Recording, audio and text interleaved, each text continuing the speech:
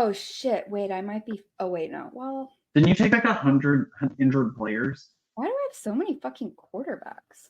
Oh yeah, that's why. Because when it auto drafts, it just takes the next available player. Okay, that's when fine actually because that's fine actually though because I need all these quarterbacks because I have Jordan Love who's injured now and Aaron Rodgers who's a walking corpse and Justin Herbert. So I can just start Justin Herbert and get rid of the rest of these hoes. Justin Herbert's probably going to get hurt too, so hopefully one of them will be good. Anyways, you can piecemeal a quarterback together, I guess. Never.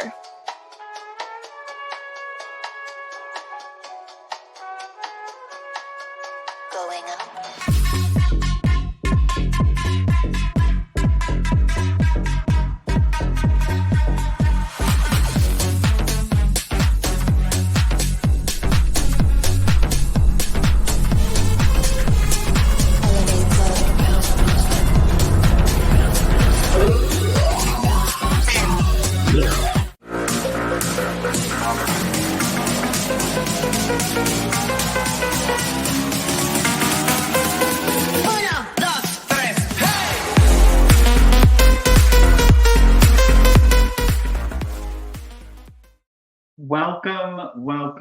Welcome back to the Flagrant Femmes.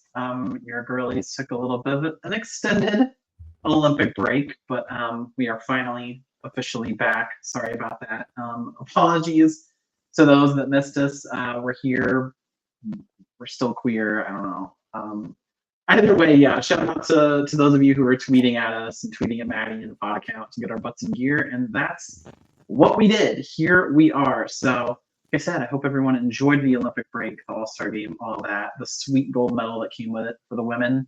8 straight gold medals. Yep, mess with it. Play for second place. We don't have a full-blown organized episode for you guys today. We're just going to kind of talk, chat, catch up, kiki, and we'll dive back into the dramatic second half of the W season later this week, I guess, for you guys. I was going to say next week, but later this week.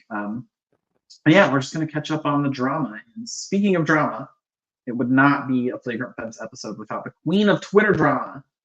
That is Maddy. For better or for worse, you had quite the viral run over the Olympic break. Apparently, you have a brand deal with Cash App going on. Like, what's going on? How are you holding it? Well, I have to say it was not a brand deal, but shout out to the WNBA Cash App Fairy. If you're listening to this, I'm a huge fan. So, no, honestly, it has been like, I feel like this is such a cliche thing. It's going to sound so stupid. It's not even that big of a deal, but it's been a wild ride. This Olympic break, you know, from Flavor Flav retweeting me to Simone Biles reposting that hideous Canva graphic that I made about her medals. Honestly, I can die happy now just knowing that the GOAT has perceived me in some capacity. So I'm still riding the high from the Olympic break. I love the Olympics. It's so close to my heart. So it's only fitting that that was the time that I would thrive the most. I mean, you're talking about that before the episode, before we started recording. You've had a lot of terrible people starting to come into your mentions, but terrible people aside, I mean, Maddy deserves her flowers because she is so incredible at tweeting. She's literally got Simone. She's got Gabrielle Union. She's like hanging out at her mentions. Like just like the pod account alone has grown over 200%.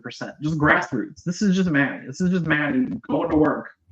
Major brands, like I'm not kidding you, pay millions of dollars for the kind of growth that you're doing. Just like tweeting your random stuff. And I know what you do. I know your technique. You're not thinking about growth. You're not thinking about strategy. You just pick up your phone and you're just tapping away, and yeah, it's wild.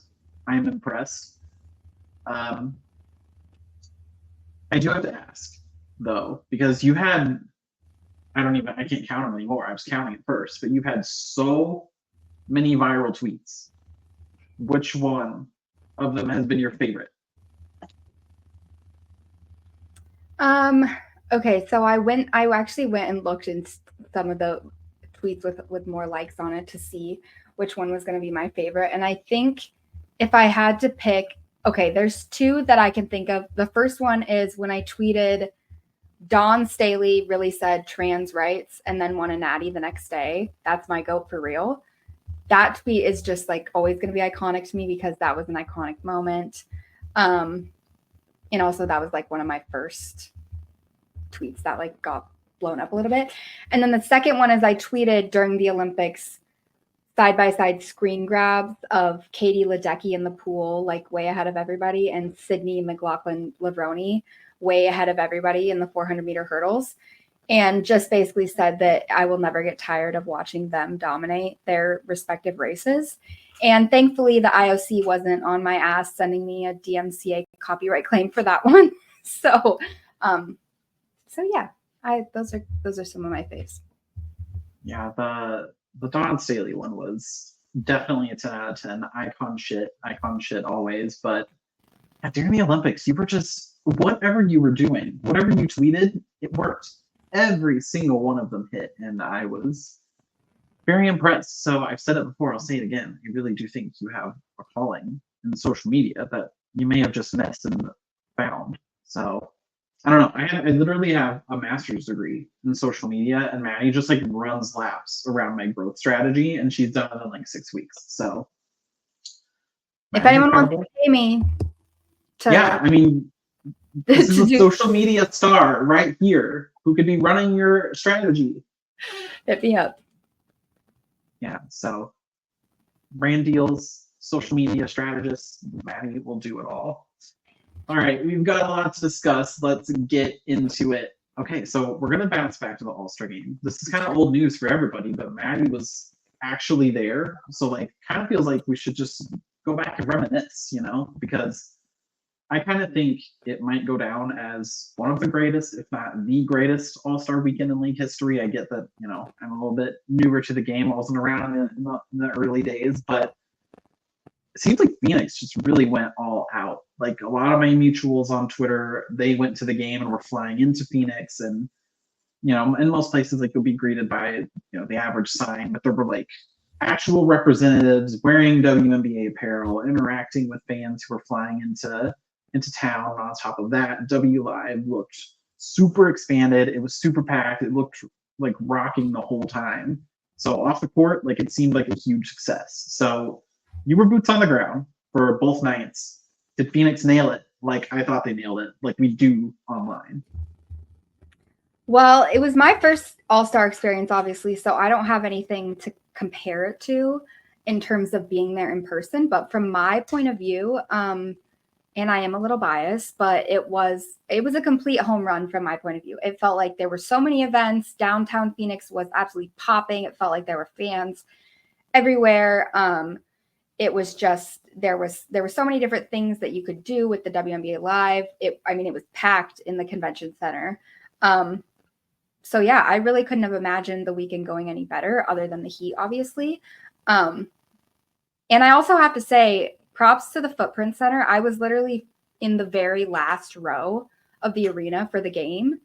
And I was extremely happy with my seats. Like I felt like I had the best view in the house. Like I was just, so I feel like honestly, every seat I've ever had in Footprint has been good. And I just felt like the atmosphere was great. Yeah, it was amazing. Yeah, I was present for both nights in Vegas at the All-Star game last year, and I definitely had fun, but I think it could have been elevated in a few ways, and I think Phoenix kind of did their thing in doing that and elevating it. Now, like, to your point about the Footprint Center and, like, just the Merc in general, like, I love their game presentation. Said it previously, like, they have the best presentation in the league that I've, you know, physically been there to see. I was blown away with the intro. I was blown away with the graphics, the court branding, everything. Although opening night of All-Star Weekend was supposed to be about showing off the skills of the players across the league, one player literally stole the show herself, and that was Atlanta's Alicia Gray. The first player in league history to win both three-point challenge and the skills competition, $110,000 in prize money from Aflac. It was big in the moment, but like we gotta talk about it again because it was insane. It was just an insane performance. And I mean, they were clutch performances in both contests because she beat Sophie Cunningham by 2 seconds in the skills challenge. and then edges out Jonquel Jones in the 3-point challenge by a single point. You were there. Like, tell me about the electricity in the room, like especially as Jonquel had a chance to win it with the 2-point money ball. Yeah, I have to be completely honest. When the names came out for the skills competition and the 3-point contest, I think everybody was like a little bit disappointed, just given, it's an Olympic year, so there weren't like Olympians really participating in it. And I think the star power, quote unquote, was a little bit less than what some of us were hoping, but I was quickly proven wrong. And I felt like it was just as fun as any other year. It was actually fun to see like VG go first in the skills competition, even though she was like by far the worst of anybody. Just like seeing, we don't really see bigs do the skill competition as much. And I felt like the crowd was good. Could have been a little bit louder, honestly, but I feel like that's like a little bit of the West Coast decorum. You know what I mean? Like that. I feel like over here it's just like a little bit less rowdy in general. But I felt like the crowd was in it. It was exciting. It also felt like there wasn't like any real downtime on Friday night. I was expecting it to be like a lot more waiting, because I feel like it almost feels like at home when you watch, like you're kind of waiting for the next thing. But I felt like they did a good job of like keeping us entertained while I was there. Yeah, again, just another compliment to Phoenix and that presentation staff, because I used to work in game presentation. Being good at it, very difficult. They are very good at it. So props to you guys. I'm not gonna lie, when I say that Jonquel falling short in 3-point contests, both this year and in 2021 to Alec Quigley, it fills my little hater heart all the way up to the brim. My bottle is filled with haterade when Jonquel Jones doesn't succeed on the court. I want her to succeed off the court, but on the court, when she loses, it's funny. I kind of think, like, real talk, that a post is probably going to win the 3-point contest at some point in the next few years. And it also would be really, really funny if Asia Wilson was the one to win it and not Jonquel, and beat her to it, because, it's just the haterade. The haterade is flowing. So the main event, the actual All-Star game itself, it went back and forth for a good chunk of the game. It eventually ended with Team WNBA's Arike Ogunbowale quite literally stealing the show in the second half. All-Star game record 34 points. It was a 117-109 win over Team USA. Maddy, 34 points. By the way, all in the second half. 34 points, all in the second half. It's the most Arike thing to ever happen. Won the All-Star MVP. All of this after dropping 26 on Team USA in 2021. Won the MVP back then, and that All-Star game too. I know you said De'Erica Hamby was the queen of grudges in this league, but Arike Ogunbowale and Team USA, that might take the cake. I mean, it definitely takes the cake for me, honestly. We all knew Arike was a bucket. If you watched her since college, she literally hit 2 of the most iconic buzzer beaters in NCAA history. So she's always been this way. It's just 3 things in life are certain: death, taxes, and Arike Ogunbowale going off against Team USA. Like there's no other way to describe it. It's just like, when she gets in that mode, there's nothing stopping her. And mind you, this was not your average All-Star game where no defense is being played and people are just shooting with nobody within 6 feet of them. This was intense. And from the beginning, like off rip, it was like immediately I was like, this is not like an All-Star game. Like this is both teams are here to kill. So it was just incredible. It was crazy to see like her just go off like that in person. Even though I was in the very last row, I could still see. Yeah, I felt really bad for Jackie Young, because she had that assignment for a good chunk of that second half, and this was coming off the heels of right before the All-Star break, when Kennedy Carter literally just booked up Jackie when the Sky played in Vegas. Like, it didn't matter what Jackie did, Kennedy was blowing by her, and then this, you got Arike, just no matter what Jackie did, she was starfishing, flying in there to stop her, landing in her landing space. Like, it didn't matter. Arike was hitting. So sorry about that, Jackie. At least you could, go have a good Olympics and get over it. So all in all, definitely sounded like it was an amazing weekend there on the ground. And for a league that loves to get in its own way, I'm proud that it was a success on and off the court. Hopefully, they're able to kind of kick things up a notch in Indiana next season, keep building on that momentum that Phoenix built. All right, so trade drama and what's happened since. So we're several weeks removed from the trade deadline. It was back on August 20th. Had the chance to see two marquee trades kind of settle into their squads. The big stunner was Marina Mabrey heading to the Connecticut Sun. That was on the heels of the Sky's upset of the Aces in Vegas. It was so bizarre to see that come out the next day. Marina seemed to kind of slide into a groove in Connecticut. She's had double-digit scoring in 7 over 9 games, has a pair of 20-plus point games. The general consensus, Maddy, was that the Sun easily won this trade, but has it been a win for Marina personally? I mean, look, it definitely makes sense right now for her personally. I feel like once we learned that she had requested the trade, I think things made a lot more sense, especially from Chicago's end, considering the fact that my immediate thought when this happened was just why would they not wait until the end of the season at least, see if they could get more during free agency? You know what I mean? So I think once we found out that she had requested to be moved, I think that made a lot more sense. But listen, she's 28, or she's about to turn 28 next week. She's in year 6 in the league, and genuinely, I know the article came out with the quote about she's never been in a winning situation, but she hasn't. And honestly, I feel like in her defense, I feel like James Wade kind of sold her this position that she was going to have on this team. And then he left and the situation changed there, and she didn't want to be part of the rebuild. And I understand why. And I also think, she's from New Jersey. And so I imagine she's probably closer to some family now that she's in Connecticut. And she really gets a chance to actually contend for a title for the first time in her career. So I'm happy for her. And it seems like she slotted in perfectly on the Sun. So I feel like it's a great fit so far.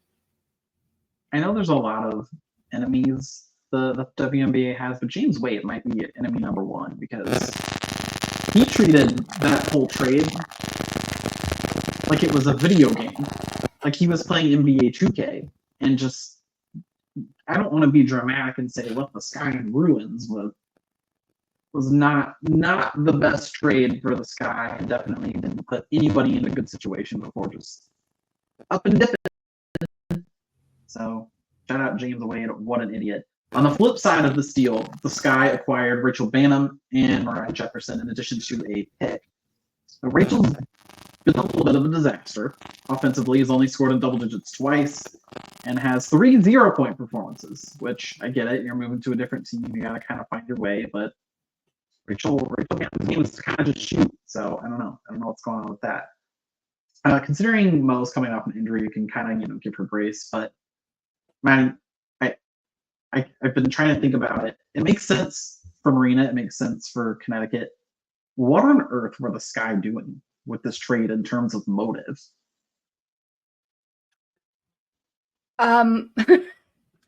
That's a great question.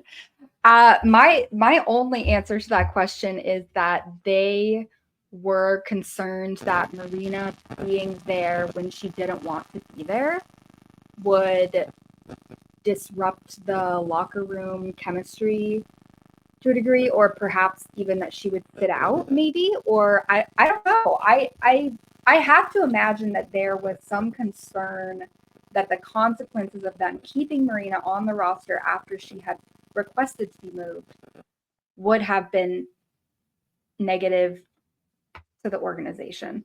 That's the only thing that I can think of, honestly, because they gave up, especially when you think about the problem is not, I think this is where things got lost with this discussion with the trade. The problem is not Rachel Banham plus Mariah Jefferson is equal to Marina Mabrey. The problem is what Chicago gave up to acquire Marina Mabrey in the first place. That is the problem, I think. And if you're a Chicago Sky fan, I think that's where the organization really loses you, is the amount that they sacrificed to acquire Marina Mabrey from the Dallas Wings. And now what they have turned Marina Mabrey into subsequently has cost the franchise a lot for very little to no payoff. So I think that's like where the problem really comes into. But on the other hand, it's like, I don't know how much more they were going to get from an organization for Marina Mabrey at the trade deadline. How many other teams had the means and the desire to acquire a guard like Marina Mabrey?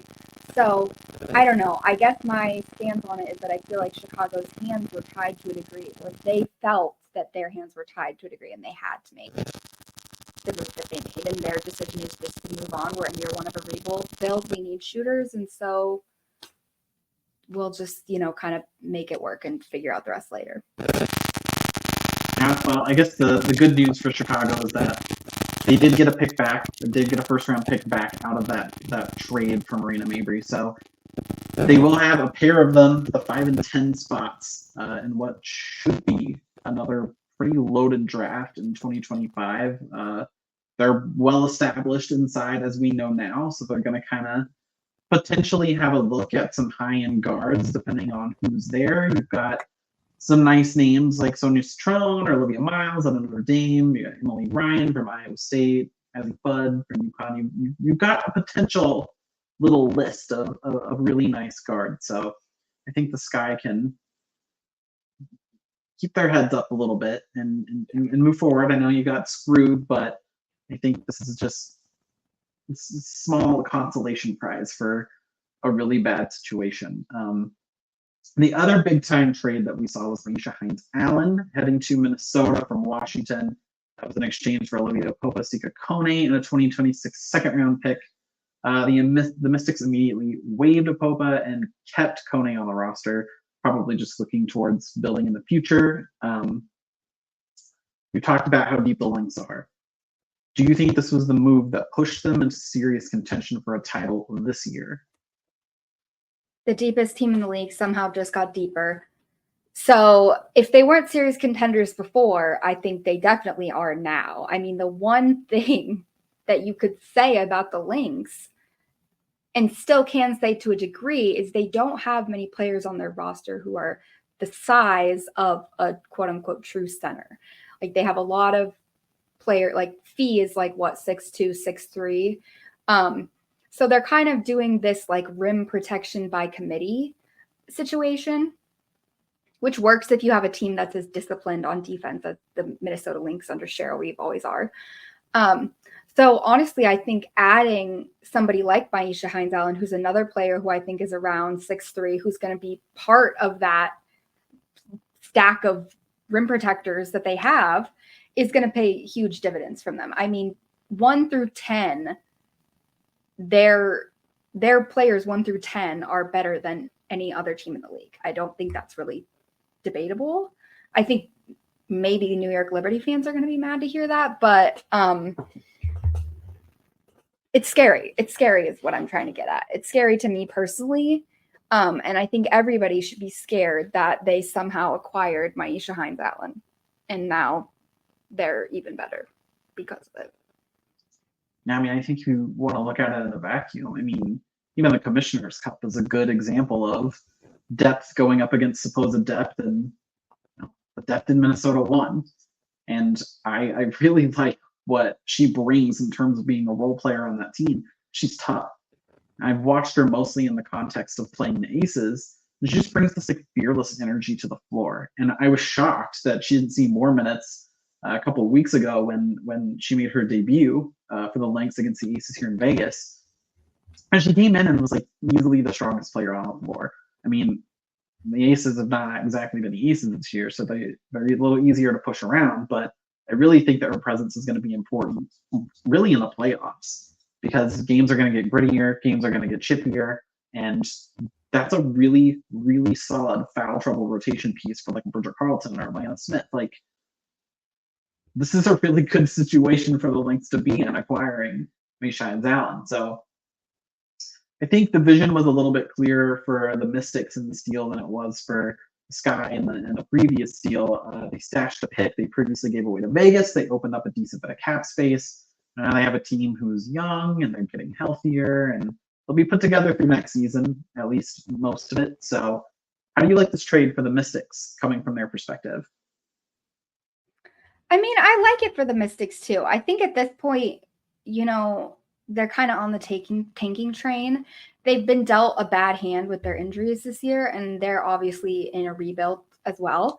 So I think they do already have like some veteran talent on their roster. It's not kind of like some other teams where maybe they're still lacking some veteran pieces. So I think stashing more picks and just kind of like aligning their roster more with their timeline that they're looking at, I think it makes a lot of sense. So I'm not mad at this one for either side. I think this one could be a win-win in the long run.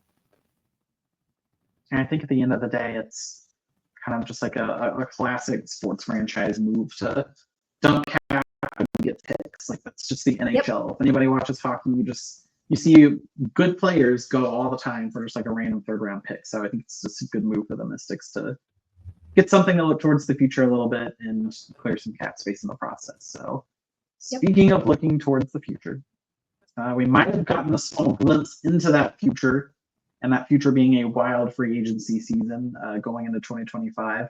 We've cleared the discourse behind it by now, but essentially Kelsey Mitchell was asked a question about being excited for the All-Star game coming to Indiana in 2025.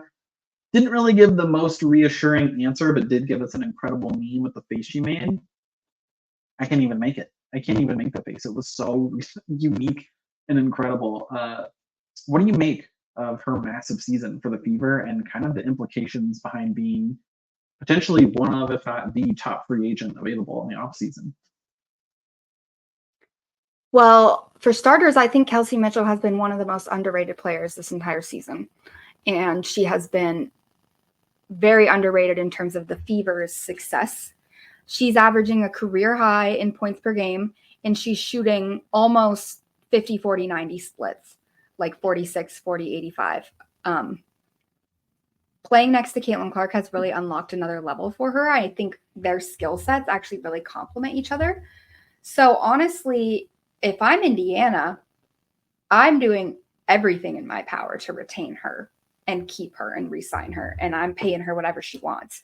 On the other hand, if I'm Kelsey Mitchell, I might not want to stay in Indiana because frankly, the fan base hasn't been that, accommodating towards her this year. Mind you, she's the one who's actually been with this franchise for the past, 7 years,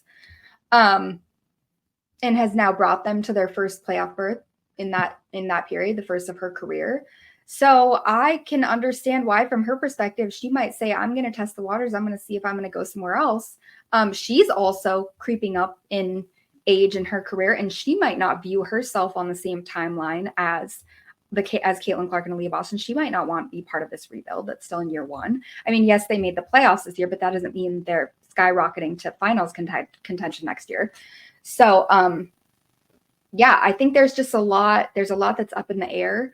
And especially with the Valkyries draft, we don't know what's going to happen with the expansion draft. We don't know what the rules are going to be or who's going to be safe or whatever. So it's definitely going to be a lot of chaos in the offseason. That's what I know for sure. Yeah, so although she kind of seems like she might be leaning towards free agency, I guess you never really know what's going on in the room unless you're in it.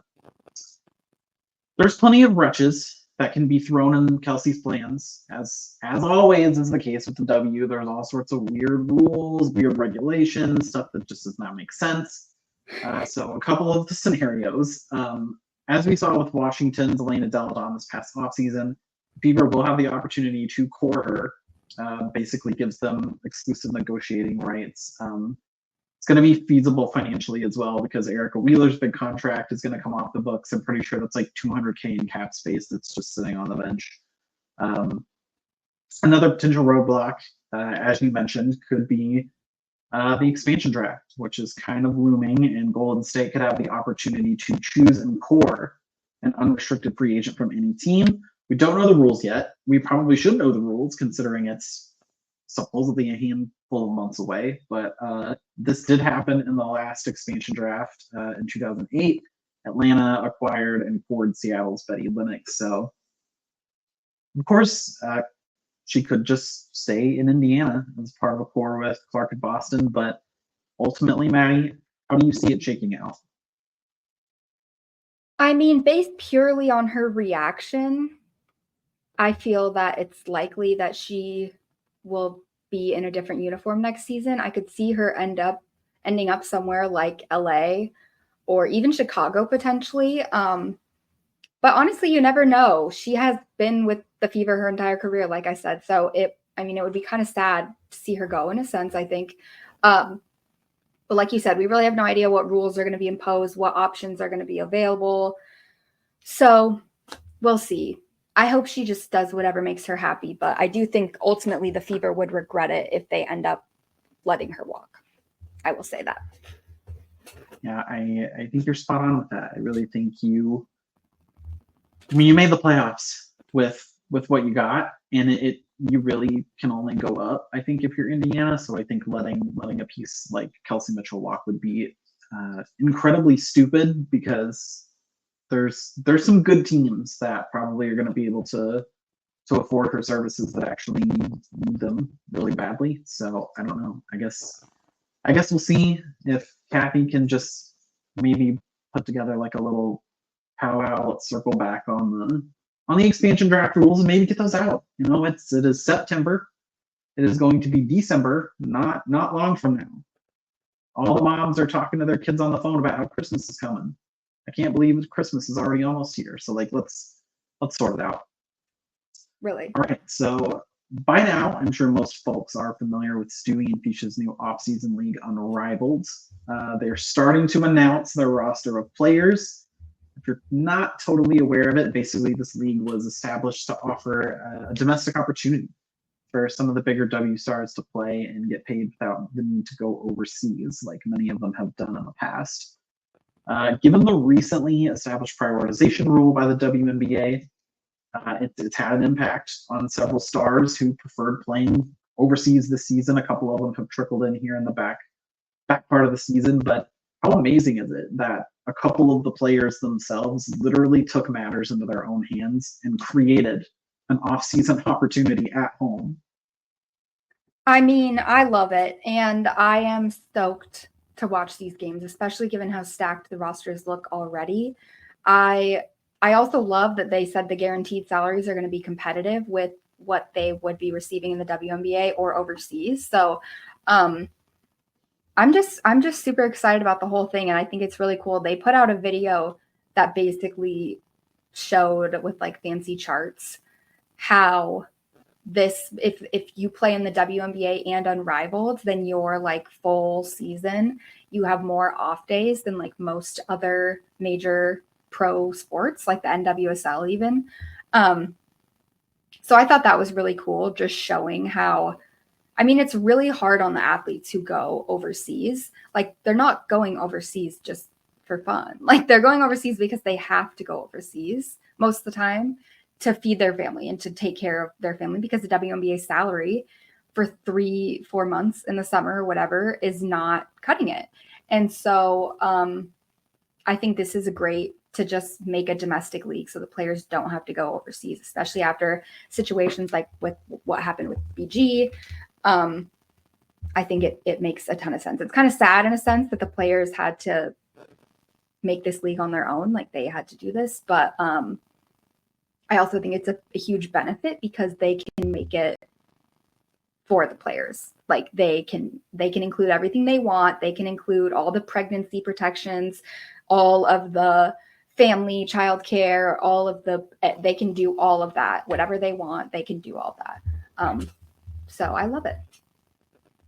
I certainly love that the investment is starting to take off a little bit in the women's game, but it kind of sucks that it took this long, and it sucks that it took two stars who are still in the league. Like these aren't even players that had long fruitful careers and retired and are just trying to get back to the game. These are players that are still in their primes and have several years of basketball left in them that did it. So it's cool. It sucks. It's awesome, man. It's a lot of mixed emotions, but like you said, it's a huge advantage that they're in control of the parameters, and they're the ones who are going to give opportunities to stars like you know, Diana Taurasi and Brianna Stewart, and like they all had to go overseas for years and years and years. Like for newer basketball fans, like that may kind of shock them to hear that players like that were having to go overseas literally just to make money year round and survive because the salaries were so low. And like you said, it's not even like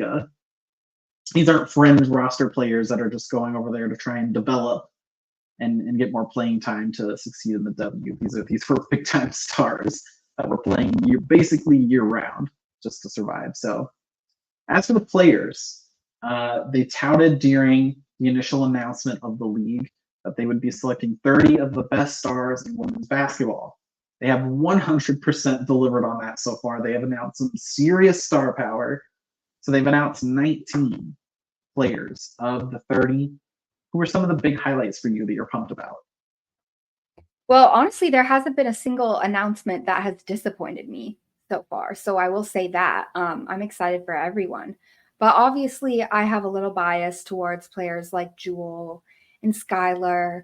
I'm also really excited to see rookies, Rakia and Angel, who did confirm that she will be back by the time Unrivaled is here. She said she will actually be good by like October, November. So I'm excited. I'm stoked for everybody. And the full rosters aren't even out yet. So we still have, 11 more? So. Yeah, I will have to really hard agree on Rakia because I really just want to see like Rakia just playing without Kurt Miller standing behind her. Like I just want to see like one run of Rakia Jackson and Kurt Miller not standing there in the shadows. Obviously a little biased towards my aces, getting to see Jack and Chelsea and KP. Even though I might just prefer the Curlys to stay home and get some rest after what they've been through this season. It's been a lot. So given the nature of the league being a full courtish 3x3, it's like what's a little bit smaller. It's like 70 by 9. I don't know. I remember the dimensions. It's on their website. Go look it up. I'm excited to see like the speed of the game and like the guards having takeover games because I feel like you see it sometimes in the actual W when a guard has a takeover game, but like I really feel like this thing is going to be built for players like Jewel Lloyd and Cock Hopper have some serious shooting heaters. Like it is 3-on-3 after all, so like the posts are going to get after it, but like I love that there's going to be space for creativity. It's going to be super awesome, super exciting. Hence why I'm so excited to see Rakia Jackson play in it. So you said 11 players still left to announce. What does your wish list look like for that final group of 11? Well, obviously, I think it goes without saying. I think all of us are hoping that we see number 22, A'ja Wilson, the MVP. No. But I also would like to see maybe Aneka, Ezzy Maglagor. I would still love to see Kennedy, despite the saga with her not being invited, potentially, or her agent not being whatever. I don't know what actually happened there, but there are a lot of options. I mean, there's a lot of talent in the league, so there's a lot of players that I would be stoked to see. But yeah, I would love to see Nneka, though, for real. Give the MVP a shout. Yeah, there's definitely still some pretty good options that haven't been announced yet. So I don't know. We'll see what happens there. I'm gonna have to go with the hard pass on A'ja Wilson though because we're having heart attacks right now. Just trying to get to the end of the season. Okay, we just want to get to the end of the season. She spends all summer getting beat up in the paint. She needs to just be sitting on the beach, reading books on a couch in an ice bath, getting massages, getting pampered. A'ja Wilson needs to have the most relaxing, unbelievably soft off season of her life. Light conditioning. I don't want anything hard. I'm so afraid. I just don't want her to get hurt anymore. She can have my limbs. They may not be as talented as the limbs she has, but she can have them. I can't let us slide out of Unrivaled talk without at least picking one thing about its uniqueness that we love the most, because there's a lot to love about it. I mean, we've kind of talked about it, but I will say I am a massive fan of the 1v1 tournament that they plan to hold. That's basically just going to be 1v1s in their own words on the Unrivaled website to say, or to find the best player in the world. Maybe A'ja Wilson can come out for like a week or something and just like whoop everyone's ass. But I do think in the end it's the player equity that stands out to me. Giving all 30 players a direct piece of the pie is so baller. And that's definitely because players are the ones organizing this league. Because if you left it to a bunch of corporate donkeys, they would not be getting a slice of the pie. But it's not something that would have ever happened without the backing of 2 players from the get-go. So it's really so awesome. Really so awesome. It's something that leagues should think about doing like in the future, like full-on professional sports leagues. Maddy, what's giving unique to you? What's the league doing right that nobody else is doing? Well, I think it's what you said earlier, the compressed court. That's like what really is fascinating to me. I don't think I looked up some of the other 3-on-3 leagues just to make sure that I wasn't like tripping out, but I think they're the only ones that I've seen that are doing like a compressed court, full court style. And I think that's really cool. I know, I forget who it was, but somebody I want to say it was Fee who was doing like a Q&A during the Olympics about it and was asked kind of why they were doing the full court. And she's like, the compressed 3x3 looks so tiring. Like the half court 3x3 looks so tiring. And honestly, yeah, so real. And you know, the 3x3 games are only 10 minutes long, but they're trying to do 4 quarters. These games are going to last in a broadcast hour, an hour-long window, they said. So I feel like that's also really cool. I mean, how many sports can you watch in one single hour, like watch the entire game? So I love that they're doing almost like a hybrid 5-on-5, 3x3 kind of like mix. And I just think it's going to be cool to see how it plays out. Putting everything in an hour, I feel like is low key one of their most genius ideas because attention spans, they're heading down. People do not have a good attention span anymore. But also people are just exhausted from like football games that take 3.5 hours. So I watched 2 football games yesterday that came on at the same time. And one of them ended an hour and a half after the other one. Just because it's just like there's so many penalties and reviews and commercials, and it's just like I just want to get out of here. I'm a Texas Tech fan. My team's getting their butts whooped. I just want to get out of here. So that was definitely a genius move. Love it. Love it. Love it. Great job, Unrivaled. So, an already tumultuous season for the Las Vegas Aces got a little bit more tumultuous right as the second half of the season kicked off. Former Las Vegas Aces player turned Los Angeles Spark De'Erica Hamby filed a federal lawsuit against the WNBA as well as the Aces themselves. Hamby's lawsuit alleges repeated acts of intimidation, discrimination, and retaliation leading up to and following Hamby's trade to the Sparks in January 2023. That's when she was pregnant with her second child. As noted in the Las Vegas Review-Journal, Hamby is seeking undisclosed damages due to the loss of reputational prestige associated with playing for the back-to-back WNBA champions. The filing also claims that she lost marketing and endorsement opportunities by being forced to move from Las Vegas to Los Angeles, so she's looking for compensation for that as well as emotional damages. It's definitely not a new story. Everybody's pretty aware of this drama at this point. I don't really know where to start with it, to be honest, other than the fact that it's complete bullshit that pregnant players in this league do not and have not had foolproof protections. But I mean, you're the most law adjacent member of this podcast, so I'm going to ask you, what do you make of all this? Well, I think it goes without saying that we don't condone any form of pregnancy discrimination. And based on the information laid out in the filing, which the affidavit came from Hamby's attorneys, which is how it works in civil filings like this. So we have to keep in mind that the information that was released in that filing is only one side of the story. With that being said, I believe De'Erica, and in general, I tend to side with athletes over organizations, because I think we all know how business and capitalism tends to work.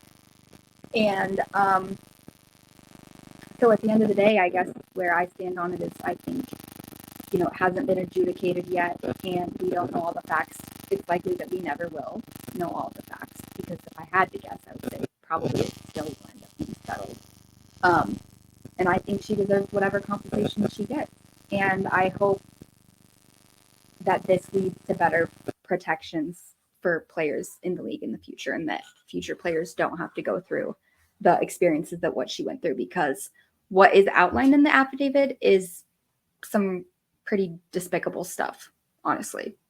So I think you can kind of ask around to a lot of people and get a horror story, a corporate horror story of sorts about how corporations treat people like shit. They treat their employees like shit, and they do things that all the time border on illegal activity. And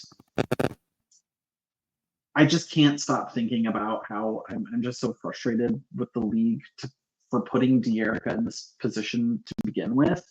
Like, if you're at a normal workplace in this country, any office job, whatever, and you're a woman, you're allowed to take a paid pregnancy leave. No questions asked, no funny business. They're not asking you to schedule it around this or that or whatever. And if there is funny business, it's highly, highly illegal. Like, you do not get away with pregnancy discrimination in corporate America.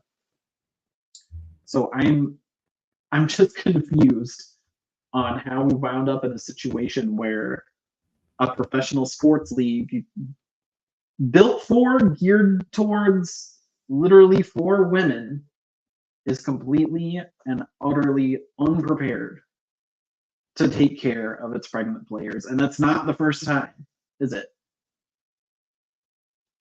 no, unfortunately, it is not the first time. So last August, Skylar Diggins-Smith came out with some allegations against the Phoenix Mercury via Twitter, and basically in a series of tweets, she alleged that the Mercury had denied her access to training facilities, trainers, like nutritionists, all kinds of staff, after she was on maternity leave. She also made some claims about Vanessa Nygaard, which was the former Phoenix Mercury coach when Skylar was still with the team, accusing her essentially of making some racially insensitive remarks, comments about her hair and things like that. So Arizona sports reporter Sarah Caselli later claimed that her lack of access was not due to her maternity leave, but it was basically just because of her quote unquote relationship with the organization. And we all saw the clip way back when of Skylar Diggins-Smith and Diana Taurasi getting into it on the bench. So we knew there was discontent in the organization. But essentially, Skylar said, I'm not going to be the villain anymore. And I think she's absolutely right, because the Mercury really did villainize her and basically just said it was her thing. It was nothing about pregnancy. I mean, the Mercury have actually never put out an official statement, at least from what I can tell. They've never said anything, never commented on any of it. To my knowledge, the WNBA has never opened an investigation into anything. To my knowledge, nothing ever came from it. And I think that is also disturbing, because regardless of if there was personal discontent or whatever it was, you can't just cut off someone's access to the facilities. Like, I feel like there needed to be a lot more transparency in what exactly went on there and what happened in that organization. And I think it's indicative of a bigger problem in sports culture. And I think this is sort of the problem with the WNBA being tied to the NBA, is there's this perception that everything from the NBA can kind of just like transfer right over. And so we can just take the NBA CBA and just make it the WNBA CBA or whatever. And I feel like there are not enough considerations for the fact that these are two different leagues and women need different protections for different things than men do. And it's insane ultimately that there's not a better that there are not better protections for pregnant players. It's insane that there isn't a system in a league with 12 roster spots, at max 12 roster spots. Some teams have less because you can't carry more. That there is not a system for a pregnant player so that teams can account for that missing player, if that makes sense. Like it's insane, because if you think about it from the Aces perspective, not like there's no excuse for pregnancy discrimination of any kind, obviously. But if you think about the situation that they were in, you're thinking about trying to be champions with potentially somebody on your roster who can't play. So it's like, then you're in a really, that's like, it's the league, that's where the league is at fault, because you can't put teams in positions to make those kinds of choices. Again, that's not excusing the Aces of their behavior by any means, but you had to foreseen that this stuff was going to happen. Like this happened with the Mercury, and you have to foresee that these situations are going to happen, because at the end of the day, it is a business, and these franchises are trying to win, and there is money on the line. And so that's why there has to be actually hard written, set in stone protections and a plan for how we're going to, like, I don't know why there isn't like a separate pregnancy IR. Like, it's just, it doesn't make any sense. It's just ridiculous. But then I also think about the NWSL and the stories that players like Sydney LaRue tell, where when she was like early in the league, they would get her a hotel room and have her have a roommate with her son, like her on a game day, like on a road trip. Like, I mean, so these poor women, these female athletes, the shit that they have to put up with, especially the mothers. And then everybody, all they can ever talk about is how they have kids and how amazing it is that they did that. It is crazy the amount of shit they have to go through to be a mother and have kids. So I don't know. There has to be something done about it. That's what I know. Well, it's a man's world built by men. And here's women in 2024 having to go through all this shit to try and build a better and new world. But like, Aunt Kathy, what are we doing? Like, you came from corporate America. You were an accounting turkey at Deloitte. You came from corporate America, where this was commonplace. Like, women got pregnant. Women took maternity leave. Like, this should not be a foreign concept to you. To have a plan in place to protect pregnant women in the workplace. It should not be a foreign concept to you. And it's pretty gross negligence by the league that it was never established, never taken care of. So it's something that absolutely needs to be tackled in the next CBA.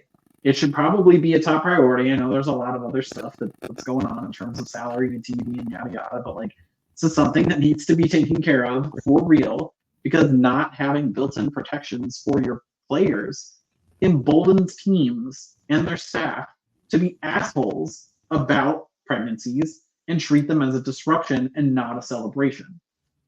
This is exactly what happened, and Becky Hammon was an asshole. I don't know what happened. We haven't seen texts, we haven't heard conversations, but whatever happened, Becky Hammon was an asshole in some way, shape, or form, and was emboldened to be that way by the team, by the league, because of the way it is, the way the system is set up. And the worst part about all of this is that, like you just said, if there was a system in place that we knew back at the parade that De'Erica was pregnant, she announced it at the parade, there's a world where De'Erica just takes an IR spot and they, do whatever with suspend the contract, and De'Erica's paid and gets to have time with the baby. He gets to root for the Aces from the sideline. Candace Parker still takes the $100,000 pay cut to come to Las Vegas, because Kayla George was paid more than Candace Parker, by the way, to be on the Las Vegas Aces. And Candace Parker gets hurt, and De'Erica Hamby has a comeback towards the end of the season, and everybody gets to live happily ever after. There's a world where that happens, but the WNBA was wholly unprepared for that world to exist. That reality just was never going to happen because of the WNBA. And this is what happened instead. Women get pitted against women. Women get mistreated. It sucks, and it's on the league. It's on the league for just being completely unprepared. It's bullshit. Okay, so any final parting words on this issue? We got to bring the mood back up, Maddy, but I'm going to give you one more soapbox. Well, I think the public health major in me would be remiss if I didn't say that the United States as a whole has a maternal mortality problem, especially when it comes to Black women, which we know the majority of the WNBA is made up of Black women. So I think it's important just to address how serious pregnancy is. I think about somebody like Serena Williams, the greatest tennis player to ever live, and her pregnancy almost killed her. Like literally almost took her life. You can watch her documentary and it's really hard to watch because she literally almost died. So I just want to say, when people are talking about this issue, and when you're talking about as more information comes out in the future about this situation, it's not a joke. It's not something to treat as a joke. It's not funny. It's not something to make into a meme. It's something that's really, really serious. It's something that can be life or death. And it's something that can be really personal and really traumatic for people. So it's not very mindful or demure to turn pregnancy discrimination into a gotcha for a fan war. So let's just dead that right there. Let's not do that. Okay? Oh, and I have to pick one more bone. I completely forgot about this. So it comes off the top of my head. Las Vegas Aces fans booing De'Erica Hamby. No. Fuck off with that. We are not booing De'Erica Hamby, regardless of how you feel. We are not booing. That's shitty. That's talking about not mindful, not demure. That's no. We're not booing, and also we're not getting on social media and treating championships like they're more important than someone's life, someone's child. We're not going to do that. It's just sports. I'm an Aces fan myself. I love championships. Maddy can attest to the fact that I'm in her DMs coming up with the most unhinged trades to try and keep this thing going all the time.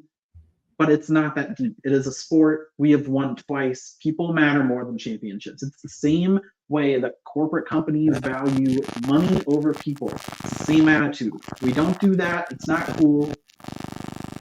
And don't boo. So yeah. Okay. I'm off my soapbox. I just had to get it done there because I wasn't at that game, but I saw it on social media and it pissed me off that people were booing De'Erica Hamby. So if you're a listener and you booed De'Erica Hamby, don't do that again, or we'll fight or something. And other Aces fans, shame them. If you see someone booing, you shame them. Yeah. All right, so let's turn the mood up a little bit. The social media discourse over this certainly isn't over, but the race for most valuable player definitely is.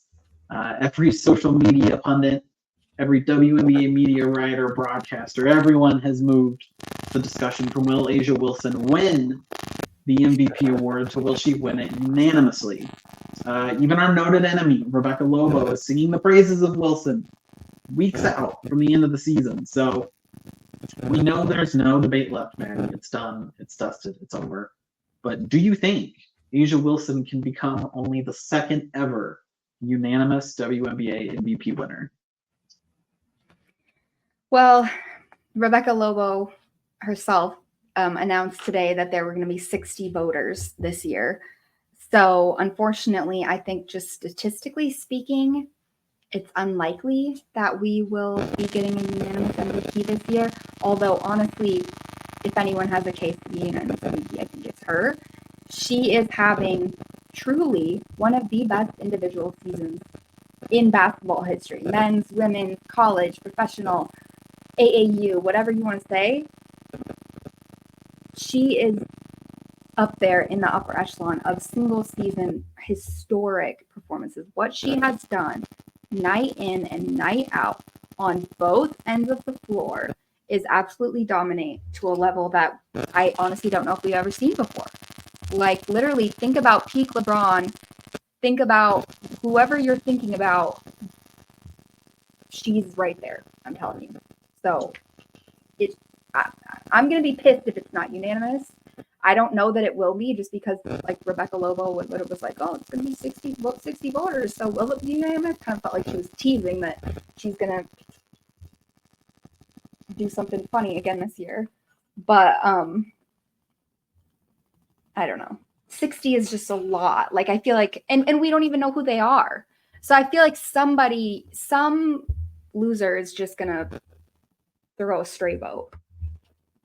So this is not the time to get cute. This is not the time to get cute. It's not the time to be funny. Like, we get can cute with your second place vote or your fourth place vote.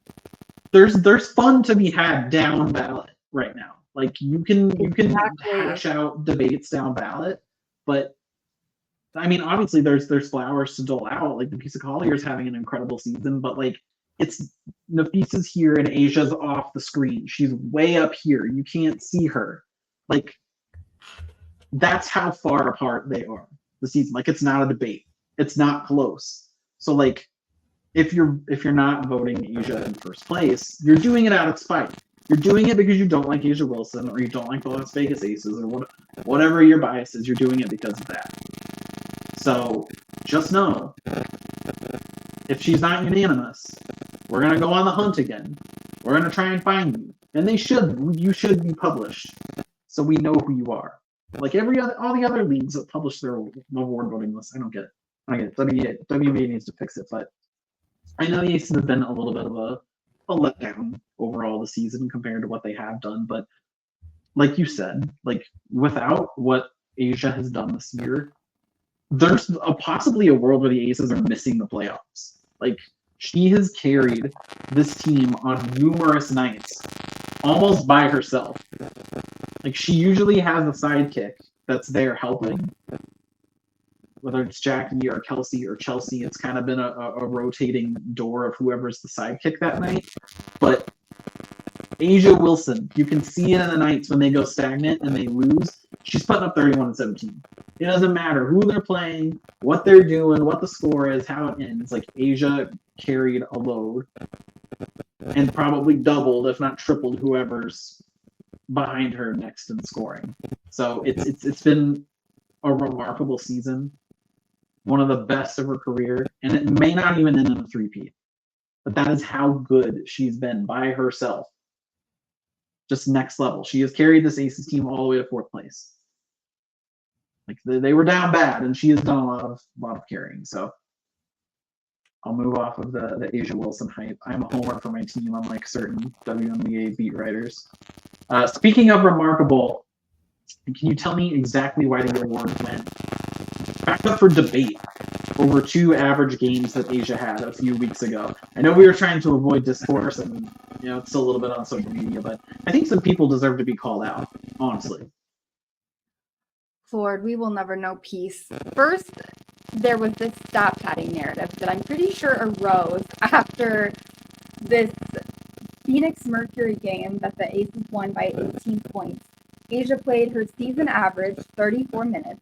Mind you, both of these teams have blown and gained 20-point leads at various times in this season. I've seen both of these teams come back from a 20-point deficit like that, or lose a 20-point lead like that this season. So let's not act like a 20-point lead in the third quarter is like a death sentence anymore. It's 2024. Second of all, Asia literally lost MVP last season because she played less minutes than her counterparts in Alyssa Thomas and Brianna Stewart. Now, you can think whatever you want about that, but the reality is that her per 36 stats were a lot better, and she was the best player by far on the best team by far in the WNBA. So, for some reason, the whole best player on the best team narrative didn't apply last year. Fine, whatever.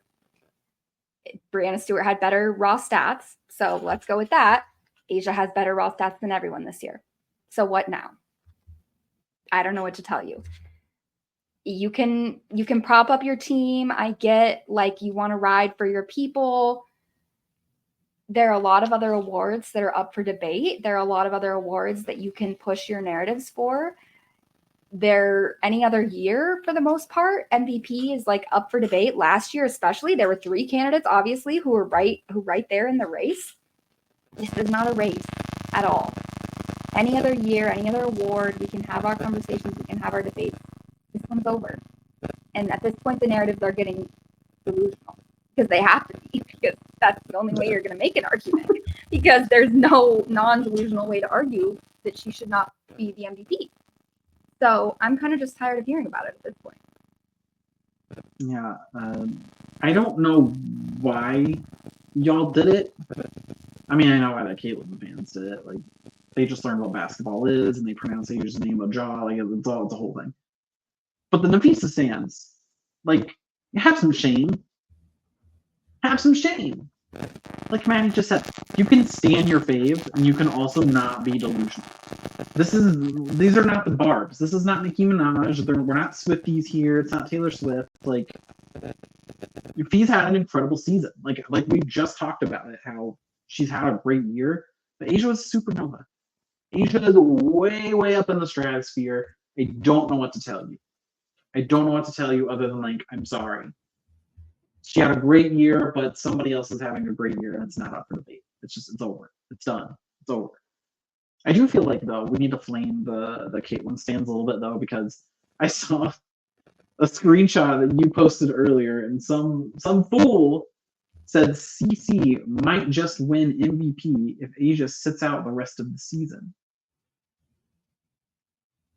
Can you people, you Caitlyn people, have a single ounce of fucking shame?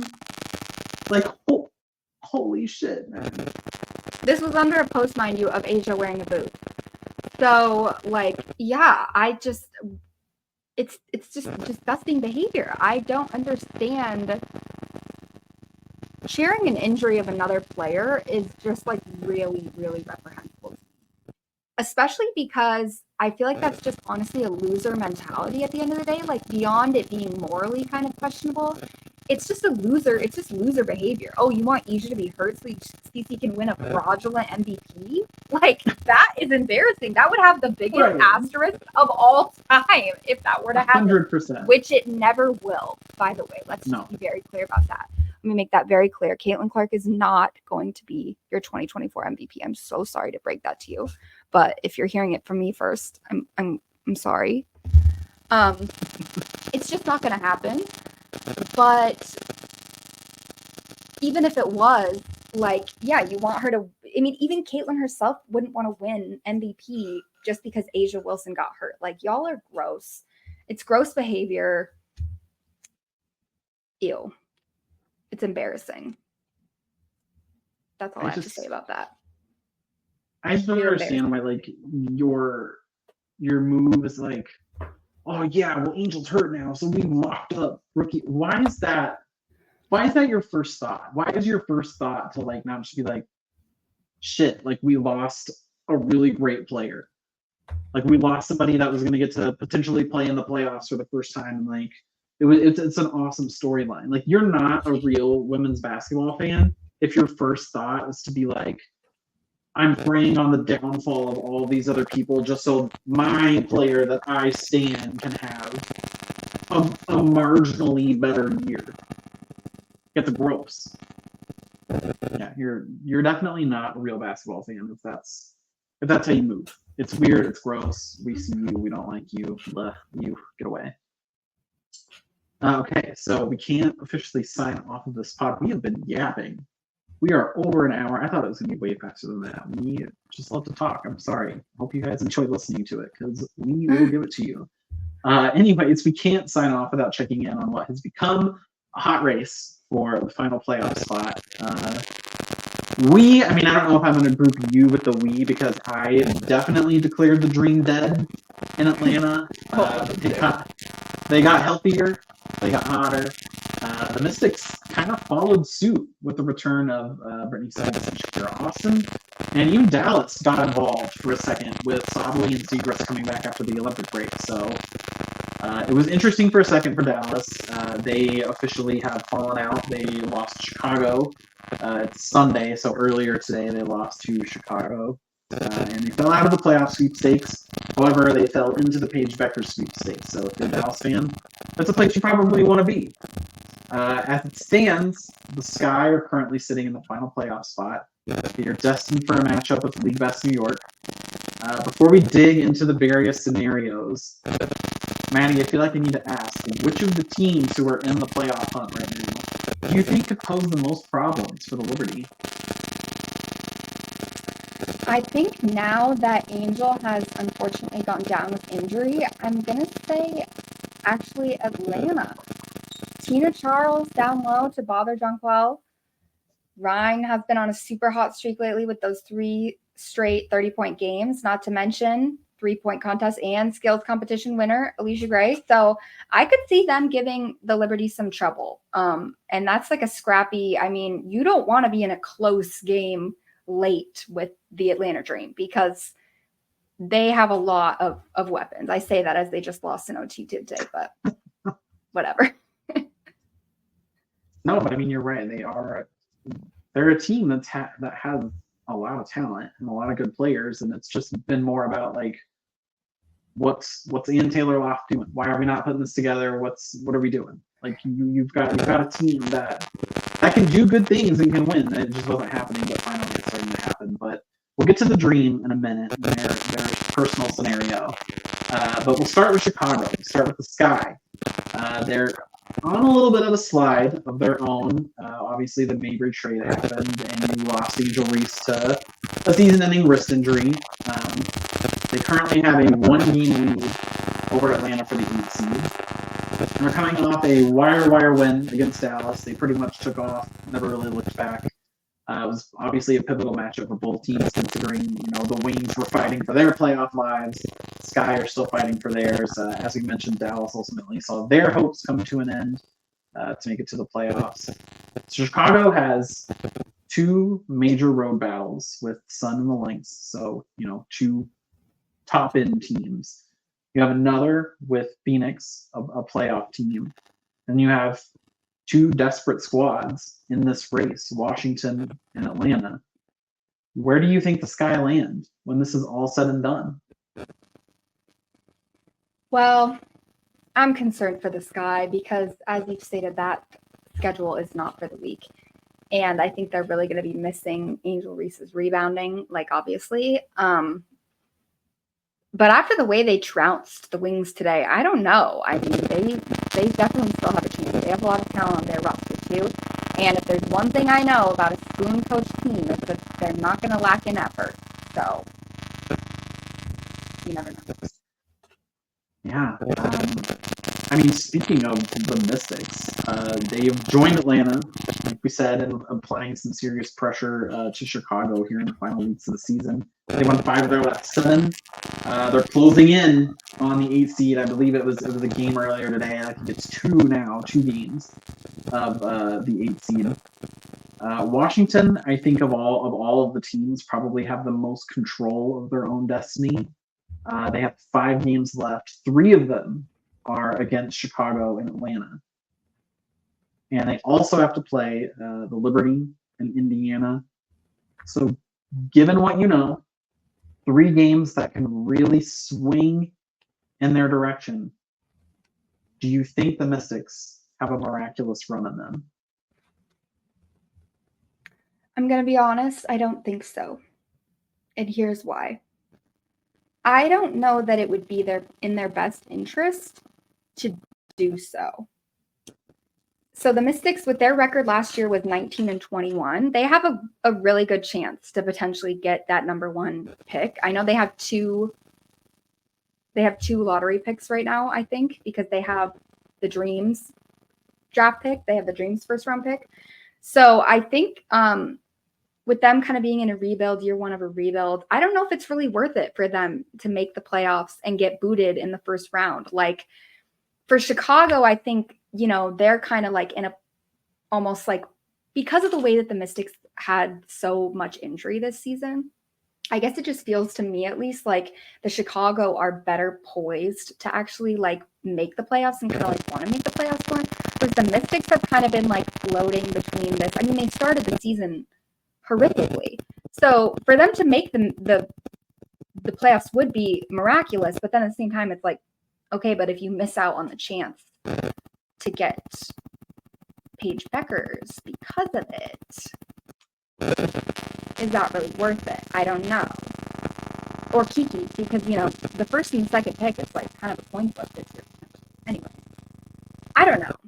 I just don't feel like I see it with the Mystics. I feel like Nepo Baby is going to be sitting there and he's going to be doing the math and thinking about it. And he's just like, are we really just going to go and get whipped in the first round by the New York Liberty? Like, is that really worth it? I don't know.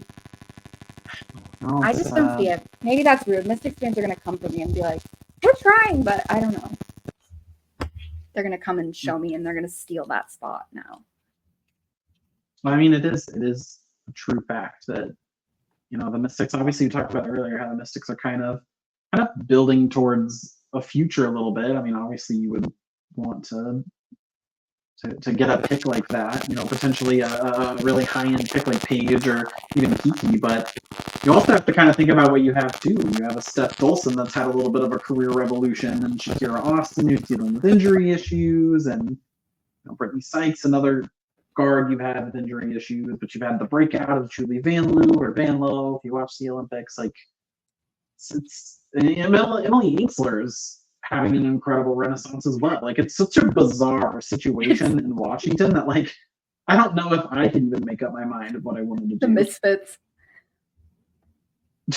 Truly. I don't know. Yeah. I just feel like, here's my thing. Here's the last thing I'm going to say on the Mystics. I just feel like you don't trade Maisha Hines Allen like that at the deadline for picks and then make the playoffs. I don't know. Maybe I'm being like too conspiratorial, but I just don't feel like those moves. I feel like the staff at Washington is way too logically minded, if that makes sense. Like, they have been very clear with their like strategy of picks and like whatever. I don't know. I'm getting way too into my own theories about what I think is happening, but I don't know. I just don't see it. Well, on the flip side of it all, it may not even matter because the Mystics' run could very much be halted by the team you were just talking about. That's Atlanta, the Atlanta Dream. So we said it. They have 2 matchups with Washington. They have another shot at Chicago, and similarly to the Sky, the Dream have 2 tougher games against Minnesota and New York on tap. So although they lost a heartbreaker in overtime to Indiana today and Sunday, are the Dream far enough up the mountain already, do you think, to steal away that 8 seed given their standing and the remaining schedule? Well, I definitely think the Dream are still in it, and this is obviously a team that was in the playoffs last year, so they want to be in the playoffs. They have struggled with injuries, but like I mentioned earlier, they don't have a first-round pick this year, so tanking is not an option for them. Tanking is not on the menu. They're going to try and fight every single game until they are officially eliminated from the playoffs. So I feel like that's sort of why I give them in Chicago the edge, is I feel like those 2 teams out of the remaining teams have the most motivation to be in the playoffs. Because I feel like for Chicago, even though they're such a young team, I feel like there's this sense that they have been pushing towards that all season, in a sense that I think because of the way that the Mystics and the Dream seasons have been disjointed with injuries, and they've kind of been like up and down, I feel like they, you know, it hasn't been quite as like the Sky. It feels like they've been really working all season to push to make the playoffs. So it'll be kind of a disappointment, but letdown for them. The Dream obviously need to make it because they don't have a pick. The Mystics, see, that's where I'm at. The Mystics don't really care. They'll be fine if they don't make it. In fact, they might be better. So that's where I'm at. Yeah, I mean, I kind of feel like I agree in terms of scenarios anyway, at the very least. I feel like the Dream.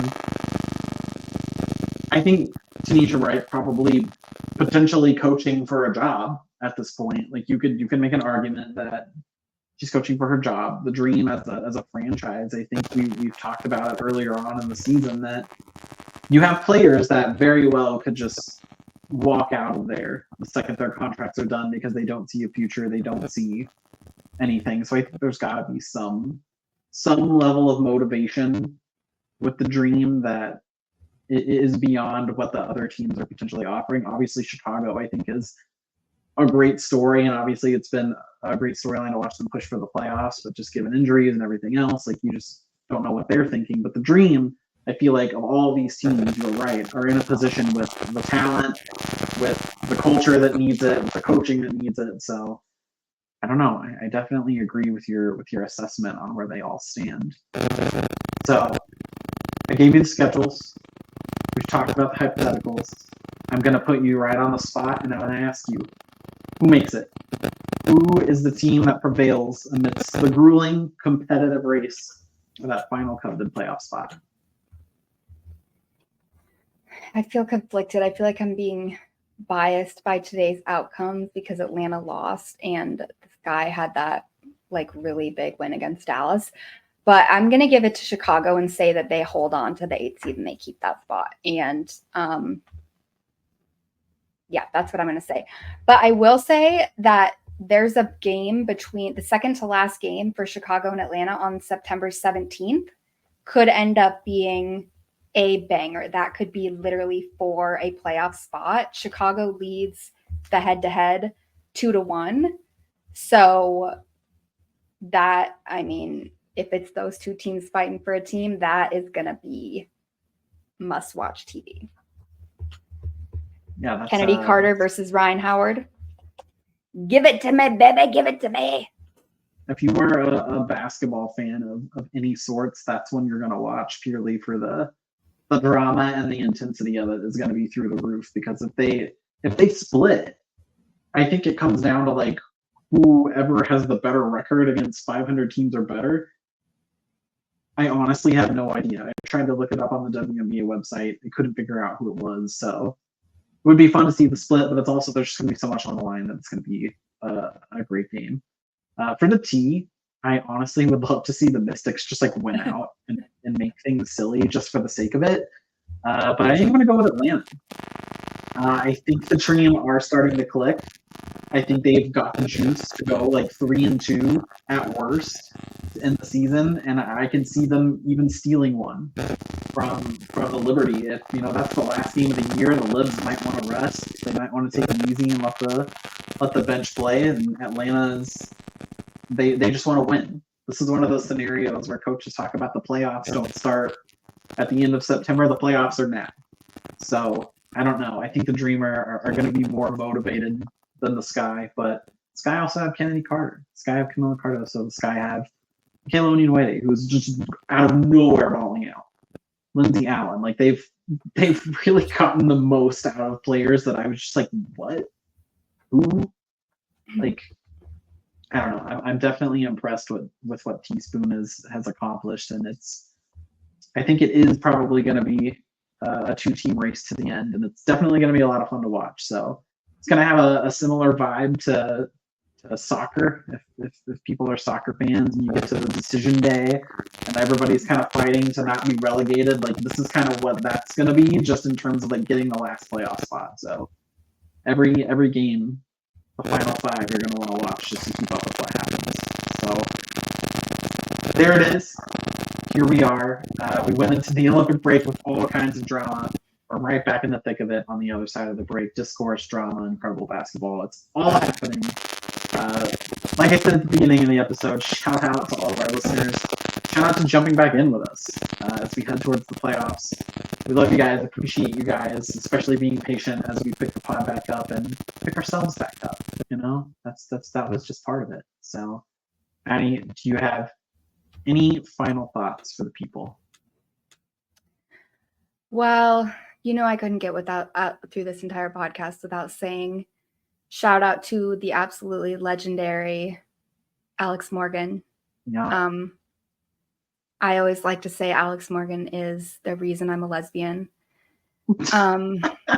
So thank you for that, Alex. And thank you for an incredible soccer career. You're my hero. So I was very sad earlier and I did cry, so I'm not going to talk about it too much if I don't cry again. But I love her. And I'm so happy for her. It is a true story that the both of us were getting ready for this podcast and stopped or did not start various stages of makeup to get through the 13th minute of that game, which was a lot. We're not going to get into it because it was a lot emotionally, but definitely shout out to the legend. She was definitely somebody that got me into women's soccer. I loosely kept up, but Alex Morgan, I feel like, was kind of the turning point that pushed me into women's soccer, and now I'm such a huge fan of it because of her. So yeah, saying goodbye to a legend. It was tough, but Casey Murphy, why did you stop that penalty? That's all I have to say. Oh, why would you do that? Just let it go in. Made me so mad. God, Casey, I literally screamed at my TV. Why would you do that? Like, I'm American, honestly. I mean, they're teammates. Really, like, are you kidding me? God. Anyway, sorry. Alyssa Nair would never. That's all I have to say. Like, you need to be remembered in a. It's like they say. Taylor Swift loves to say, that's a whole other discourse, that you want to be on the right side of history. That's not being on the right side of history. Just let that one go in. Let the hero go out a hero, and we'll all remember you for your sacrifice. But alas. Shout out to Kaylin Sheridan, though, for, it wasn't exactly on purpose, but she did get sent off the pitch for, like, imposing on a goal-scoring opportunity. And I did feel like that was like solidarity. She said, if Alex Morgan is off the pitch, so am I. She's out, so am I. So I did love that. If anybody's going to ride, we know it's Kaylin Sheridan, so. Amen. Anyway, that will pretty much do it. We will officially sign out here. Like I said earlier, we'll be back with our normal format later this week. We'll get back to all the men bashing and funny clips and sound effects and everything later this week, so look out for a quick turnaround to our next episode. As always, we will hit you guys on Twitter. It's mostly Maddy tweeting at the bangers, but sometimes I'm on there anyway. We're at Flagrant Femmes. Smash that follow if you haven't already. We will see you next week. And remember, mess with the femmes, catch a flagrant. See ya.